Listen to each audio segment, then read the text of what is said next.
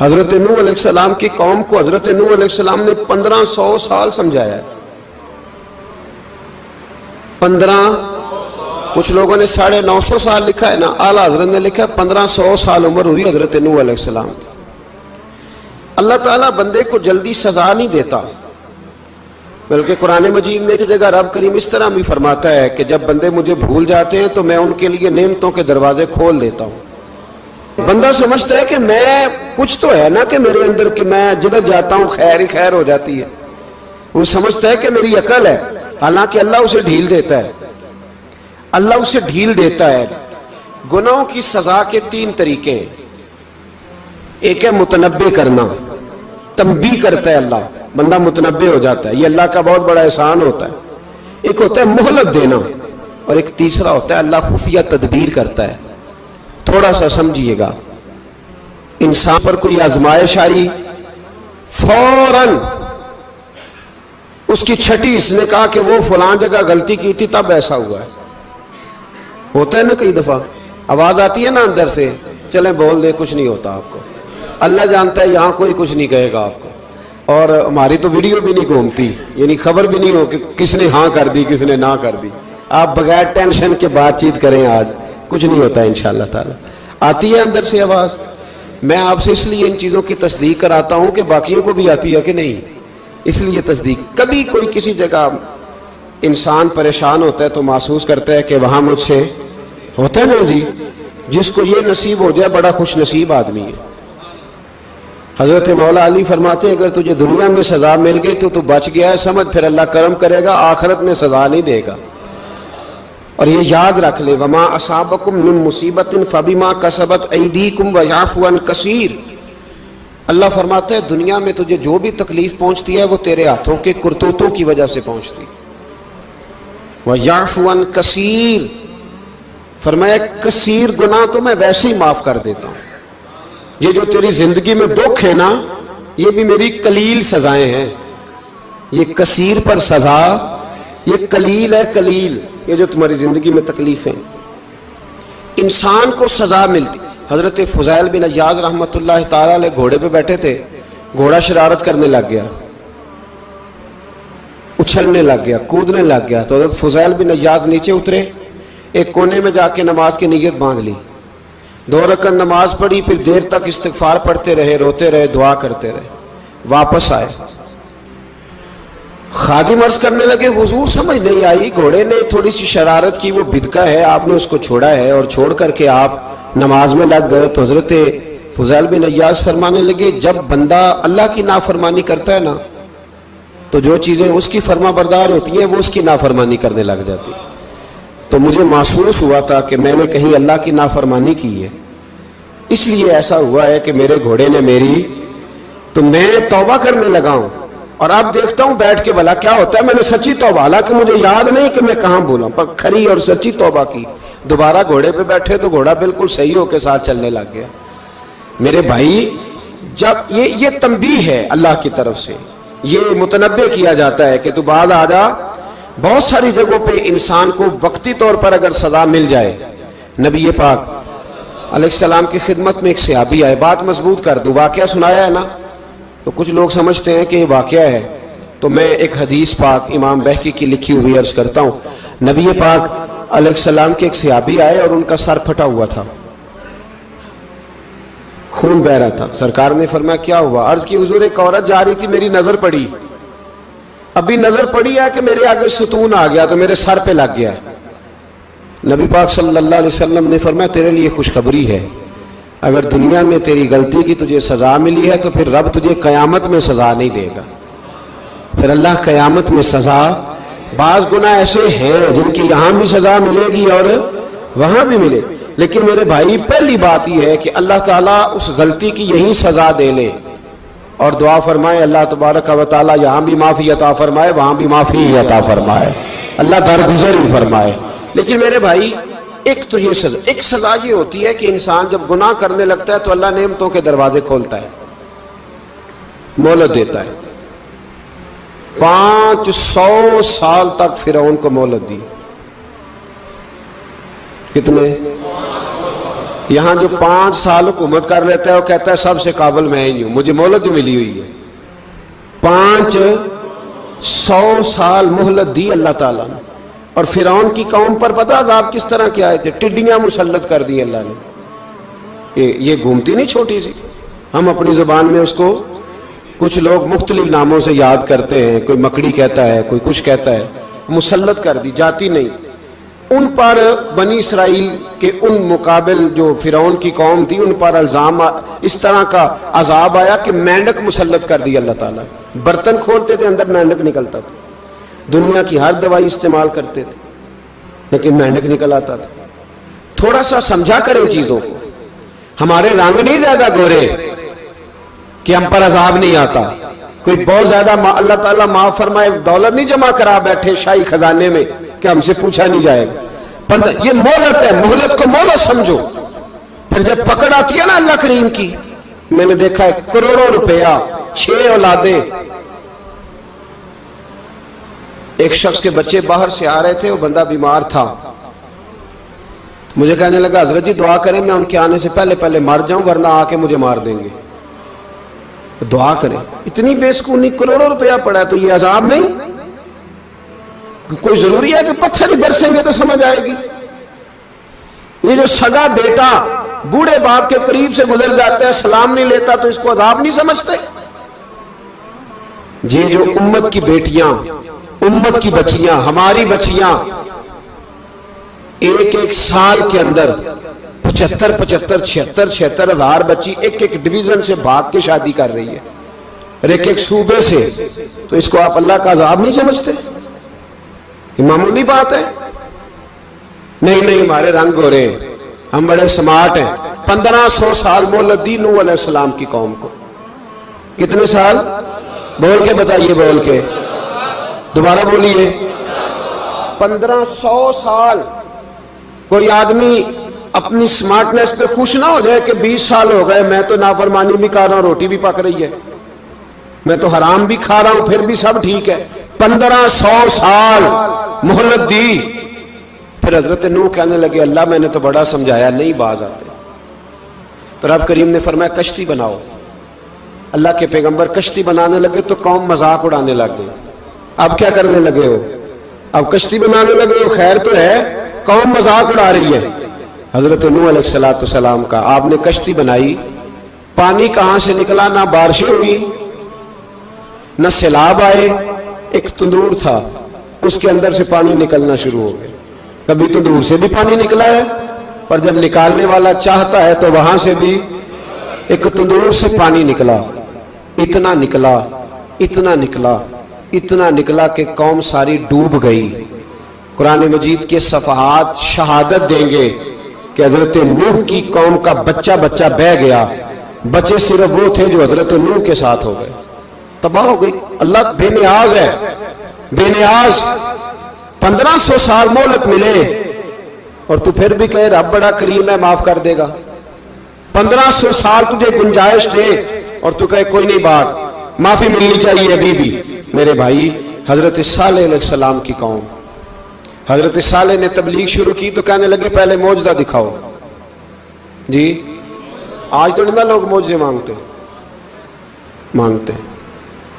آج بھی لوگ کرامتے اور معجزے، اللہ معاف کرے جو چیزیں معجزہ تو ہو نہیں نہ سکتا لیکن آج بھی لوگ، آپ یقین کریں، کہتے ہیں یہ بڑی نمازیں پڑھتا ہے تو پھر بخشا کیوں نہیں گیا، پھر کیوں نہیں منو سلوا کیوں نہیں اترا اس پر، پھر میں بھی اسی طرح ہی ہوں، کیا اس کے اندر خوبی آ گئی. مولوی بھی ویسے ہی ہے، صوفی بھی ویسے ہی ہے. لوگ مانگ نہیں رہے، لوگ دلیلیں مانگ نہیں رہے. ابھی بھی لوگ بحث نہیں کرتے. کیا فرق آ گیا جی، ویسے ہی ہیں سارے. اللہ تعالیٰ سے ڈرنا چاہیے. ہمیں سامنے والے کی طرف دیکھ کر صحیح ہونے کا حکم نہیں ہے، ہمیں اپنی اصلاح کا حکم ہے. اپنی طرف دیکھ کے اپنے آپ کو ٹھیک کرنے کا. الزام لگا کے گزر جانا اس کا کوئی مطلب. سنو اور یاد رکھو. حضرت صالح علیہ السلام سے کہنے لگے پہلے معجزہ دکھائیں تو حضرت صالح علیہ السلام نے فرمایا اونٹ کہاں سے پیدا ہوتے ہیں؟ کہا اونٹنی کے بطن سے. فرمایا آؤ میں تمہیں پہاڑ کے اندر سے اونٹنی پیدا کر کے دکھاتا ہوں. کہاں سے؟ پہاڑ کے اندر سے. حضرت نوح ساتھ لے کے گئے تو پہاڑ کے اندر سے اونٹنی نکلی اور اونٹنی بھی گابن تھی. اس کے پیٹ میں بچہ، اور اونٹنی اتنا دودھ دیتی تھی کہ ساری بستی دودھ پی جاتی تھی، پھر بھی دودھ بچ جایا کرتا تھا۔ لیکن حضرت نوح علیہ السلام نے فرمایا اب تم نے دیکھ تو لیا یہ اسے، یہ جتنا دودھ دے گی روٹی بھی اتنی کھائے گی، ایک دن تم سارے پانی پیو گے، ایک دن یہ سارا پانی پیا کرے گی، ایک دن تم سارے باقی جانوروں کو گھاس کھلاؤ گے، ایک دن یہ اونٹنی، اور اونٹنی کا نام کیا؟ ناقۃ اللہ، اللہ کی اونٹنی۔ کس کی اونٹنی؟ نام کیا ہے؟ اللہ کی، یہ اللہ کی اونٹنی ہے۔ تو حضرت نوح علیہ السلام کی اونٹنی فرمایا اس کی بے ادبی نہ کرنا۔ باز نہیں آئے لوگ، باز نہیں آئے، کہنے لگا جی دودھ دینا تو ٹھیک ہے، پر یہ جو سارا پانی پی جاتی ہے نا یہ صحیح نہیں، یہ جو ساری گھاس کھا جاتی ہے یہ نہیں ٹھیک، دودھ دینا تو ٹھیک ہے پر یہ نہیں صحیح۔ آپ نے فرمایا اسے کچھ نہ کہنا، اللہ کی اونٹنی ہے۔ میں کہا کرتا ہوں ان لوگوں نے ناقۃ اللہ کی بے ادبی کی، حضرت نوح علیہ السلام کی اونٹنی کی ٹانگیں کاٹ دی، صالح علیہ السلام کی۔ اور دیکھو اللہ بڑا بے نیاز ہے، اگر پیدا کرنا جانتا ہے تو حفاظت کرنی نہیں جانتا، لیکن رب کریم نے فرمایا نہ کرنا۔ انہوں نے ان کے پیر کاٹ دیے، کانوں پہ چھریاں لگائیں۔ اونٹنی جب مر گئی، اونٹنی اللہ تبارک و تعالیٰ کی وہ اونٹنی جب مر گئی تو حضرت صالح علیہ السلام کی قوم پر رب کریم نے زلزلہ بھیجا، اذا زلزلت الارض زلزالہا، جب زلزلے آئیں گے اور جب ان کا زلزلہ آنا زلزلہ آتا ہے نا کیا کرتی ہے قوم؟ لا الہ الا اللہ، لا الہ الا اللہ، کلمے جاری ہو جاتے۔ بلکہ ایک دفعہ ایسا بھی ہوا کہ مسجدوں میں اعلان ہونے لگے زلزلہ آ رہا ہے، جو فجر کے لیے نہیں اٹھے زلزلے کے لیے وہ بھی اٹھ گئے، جن کا دعویٰ ہے نا میری سویرے آنکھ نہیں کھلتی، ان کی لگی نہیں کتنے گھنٹے، بعد میں بھی نہیں لگی، ٹی وی پہ اعلان ہوتے رہے کوئی نہیں آ رہا سو جاؤ چپ کر کے، لیکن آنکھ لگی۔ موت سے تو ڈرتا ہے، اللہ سے ڈرتا ہی نہیں، موت کا خوف ہے رب کا نہیں۔ زلزلہ آیا ساری قوم تباہ ہو گئی۔ بتاؤ اگر ناقۃ اللہ کی گستاخی ہو تو اللہ ناراض ہو جاتا ہے، اور اگر اولیاء اللہ کی ہو، اگر اولیاء اللہ کی ہو تو رب ناراض نہیں ہوتا؟ شرم نہیں آتی لوگوں کو داتا صاحب کی بے ادبی کرتے؟ شرم نہیں آتی لوگوں کو غوث اعظم کی گستاخی کرتے؟ حیا نہیں آتی جنہوں نے دین پھیلایا ان کی بے ادبی؟ میں درد سے کہتا ہوں، رو کے کہتا ہوں، اور اگر کلیجہ پھٹ سکے تو میں دکھاؤں زخم کتنے۔ ایک حج کے موقع پر ایک بابا جی، اس سال 4,80,000 روپے کا پرائیویٹ حج تھا، اور بابا جی کی کیفیت کمزور تھی، بیچارے بیمار تھے، اس کے باوجود وہ گئے۔ بوڑھے آدمی، جا کے بیٹھیے، بزرگ، اور کتنی مشکل ہے وہاں منا، مزدلفہ، عرفات، طواف زیارت، کتنا مشکل کام ہے طواف زیارت کرنا، طواف وداع کرنا، کس کٹھن سے حج کیا، بڑھاپے میں پیسے بھی لگائے۔ اور جب وہ روضہ رسول پہ گئے صلی اللہ اور انہوں نے جا کے نبی پاک صلی اللہ علیہ وسلم کے روضے کی طرف منہ کر کے درود شریف پڑھا تو ایک ملا نے اٹھ کے کہہ دیا تو مشرک ہے۔ تو میری روح کانپی، میں نے کہا تجھے شرم نہیں آئی، حیا نہیں آئی؟ اس کی عمر دیکھ، کس بڑھاپے میں کہاں سے چلا، کہاں آیا۔ یہ مشرک ہوتا تو کسی مندر میں جاتا، یہ مشرک ہوتا تو کسی گرجے میں جاتا، یہ مشرک نہیں، یہ مومن ہے۔ اور یہ وہ والا مومن ہے جس کے سینے میں دل جب دھڑکتا ہے تو خالی دھڑکتا نہیں، ساتھ وہ محمد عربی پہ درود و سلام بھی پڑھتا ہے۔ شرم نہیں آتی لوگوں کو؟ اتنی بڑی گستاخی کرتے، جو روضہ رسول پہ آیا مشرک ہے۔ میں نے جو مولوی کو صاف صاف کہا تھا، میں نے کہا اگر میں مشرک ہوں تو نکالو، مشرک کا داخلہ تو یہاں ویسے ہی منع ہے۔ شرم نہیں آتی؟ اپنی زبان کا ایک پاس کرو کچھ۔ اتنا ظلم، اتنی بڑی فرقہ واریت امت میں، اتنا امت کو تقسیم کرتے ہو، تمہیں شرم نہیں آتی؟ جہاں سے اتحاد کا پیغام دینا چاہیے وہاں سے تم لوگوں کو فرقے کا پیغام دیتے ہو، ایک مقصود فرقے کی تبلیغ کرتے ہو۔ خدا رہا تو میں کہہ رہا ہوں ناقۃ اللہ کی بے ادبی پہ عذاب آتا ہے، تو اولیاء اللہ کی بے ادبی پہ نہیں آتا۔ داتا صاحب ساری دن کی تبلیغ کرتے رہے، ایک آدمی نے اٹھ کے کہہ دیا جناب وہ تو شرک کا اڈا ہے، تو رب کریم ناراض نہیں ہوتا ان باتوں سے؟ ہمیں خیال کرنا چاہیے، اللہ سے ڈرنا چاہیے۔ ان چیزوں سے عذاب آتا ہے اور آ رہا ہے، اللہ تعالی ہمیں محفوظ فرمائے۔ اللہ ہمیں اس سے، قوم لوط پہ بھی عذاب آیا، ہم جنس پرستی، مرد مردوں سے بدکاری کرتے، حضرت نوح نے سمجھایا کہ یہ کام درست فطرت کے خلاف ہے، یہ کام درست نہیں۔ جب انسان یہ کام کرتا ہے تو زمین اور آسمان کانپتے ہیں۔ اب میں کیسے کھول کے بتاؤں، میرے پاس اعداد و شمار ہیں کہ پاکستان کے اندر اس کام کی کیفیت کیا ہے اور کس طرح کر کے لوگ، میں تو رونا روتا رہتا ہوں داڑھی کا۔ لوگ کئی دفعہ کہتے ہیں حضرت صاحب پہلے بھی آئے تھے تو داڑھی کی بات، پھر بھی آئے تو داڑھی کی بات، تو میں رونا روتا ہوں۔ اس لیے روتا ہوں کہ جو کلین شیو نوجوان ہوتا ہے وہ امرد کے حکم میں ہے، اس پر وہی حکم لگتا ہے جو عورت پہ لگتا ہے۔ اس کے ساتھ مرد کا اٹھنا بیٹھنا اسی طرح ناجائز ہے جس طرح عورت کے ساتھ۔ حضرت جنید بغدادی رحمت اللہ تعالی علیہ کے سامنے ایک شخص نے کہا وہ کتنا خوبصورت نوجوان جا رہا ہے، تو آپ فرمانے لگے تو حافظ قرآن نہیں؟ کہا ہاں۔ فرمانے لگے جا اپنے حفظ کی خیر بنا۔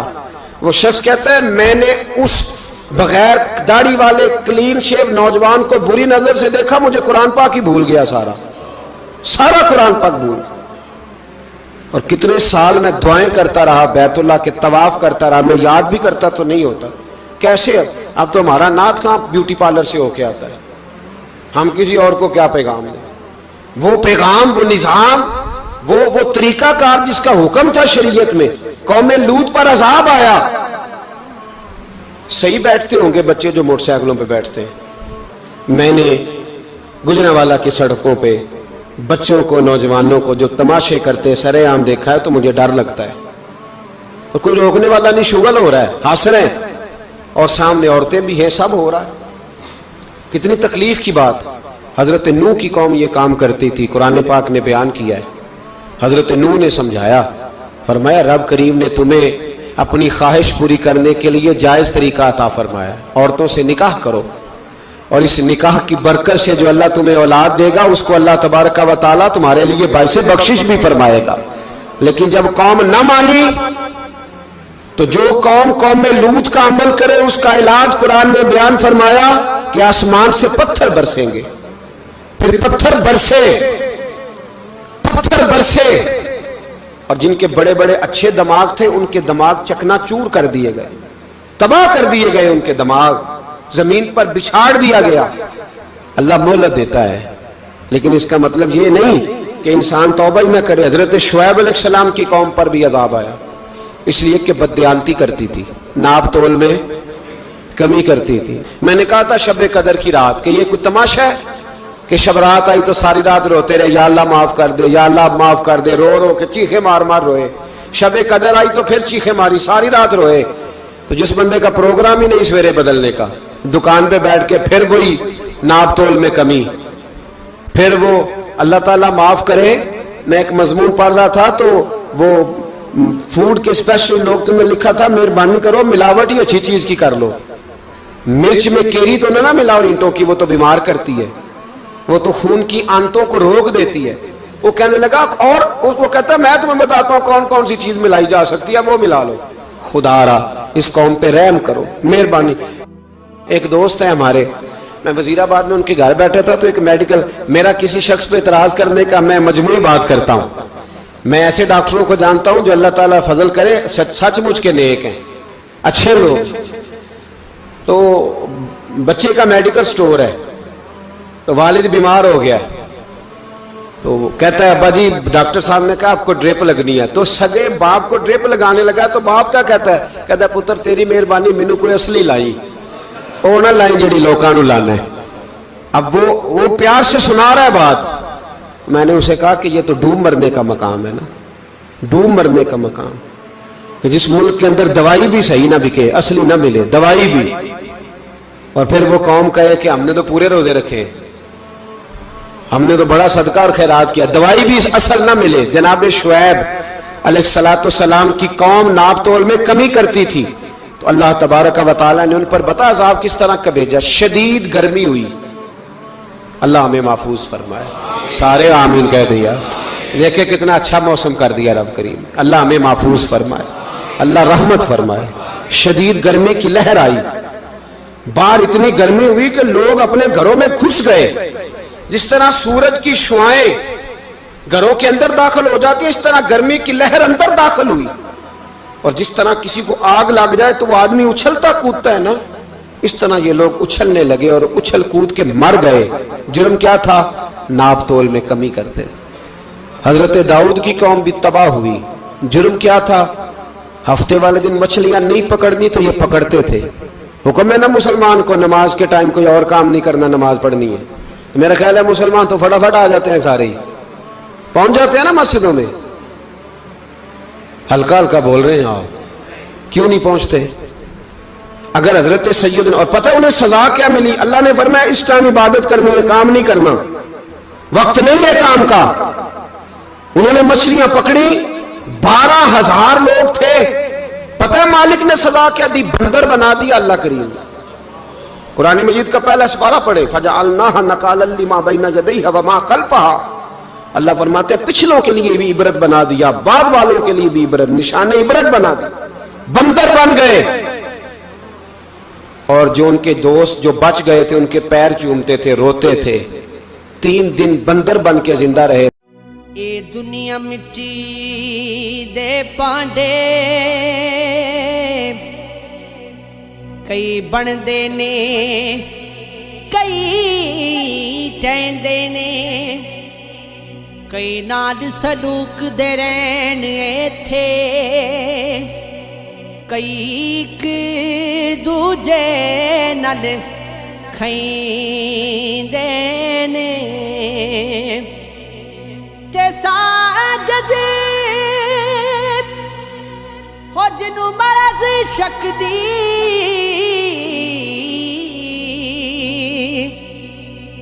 اوتے جگ تو وکھرے رہندے نے ربا وچھڑ جاوے کدی یار تیرا پتہ لگے جب چھوڑا